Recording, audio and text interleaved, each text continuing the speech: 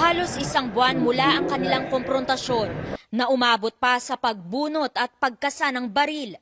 Sa Senado naman nagkaharap ang dating pulis na si Wilfredo Gonzales at siklistang si Alan Banjola. Agad nilinaw ni Banjola na nagkapatawaran na sila pero magkaiba pa rin ang bersyon nilang dalawa ukol sa insidente. Kwento ng siklista, binabaybay niya ang welcome rotonda noong August 8 nang pumasok sa bike lane ang kotse ni Gonzales. Nagitgit raw siya kaya tinapik niya ang sasakyan nito. Siguro nakatatlong ko sa kanya po, pokpok na gano'n sa gilid. Kasi para makot ko po yung attention niya.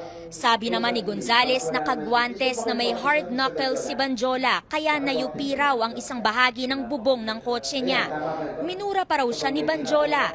Dahil dito, hinabol niya si Banjola at nang magpang-abot sila, aminado siyang binatukan ang siklista. Humingi po ako ng tawad dahil nabatukan ko po siya. O ikaw una ng batok. Opo. O, Inaamin ko po yun. Siguro dala po na silakbo ng damdamin ko sa pagkakasuntok niya po sa kotse ko. Itinanggi ni Banjola na minura niya si Gonzales pero nang mabatukan siya, normal lang naman daw sigurong ginusto niyang lumaban. So, sinabi mo ngayon, nasusugurin mo sana siya. Kasi binatukan niya Binatukan po. ka nga eh. Oh, Diba? reaction ko po talaga yun. May baril po, kaya hindi na po ako Matas ka. matras po ako. Paliwanag ni Gonzales, bumunot siya ng baril para dumipensa pero para sa mga senador, baluktot ang katwirang ito.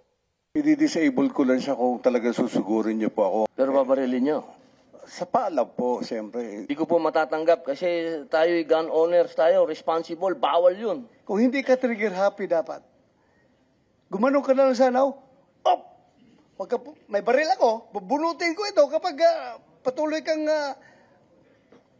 mag-assault sa akin.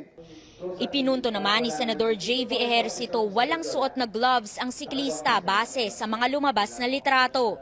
Kumbinsido rin si Public Order Committee Chairman Bato de la Rosa na nagsisinungaling si Gonzales sa bahaging ito. Pero dahil sa medical condition nito, hindi na raw niya kinontempt si Gonzales na tumaas daw ang presyon sa gitna ng pagdinig. Humingi po ako ng tawad sa parte pong yung pambabato ko at yung pagbunot ko at yung pagkasa ko. Humingi po ako ng tawad sa lahat. Hindi lang po sa kanya o sa lahat po sa inyo. Kasalanan ko po yun, nabigla po ako eh.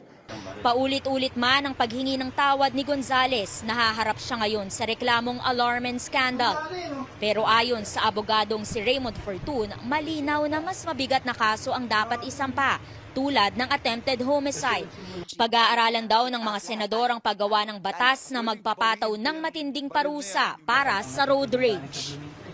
Amor Santos, CNN Philippines.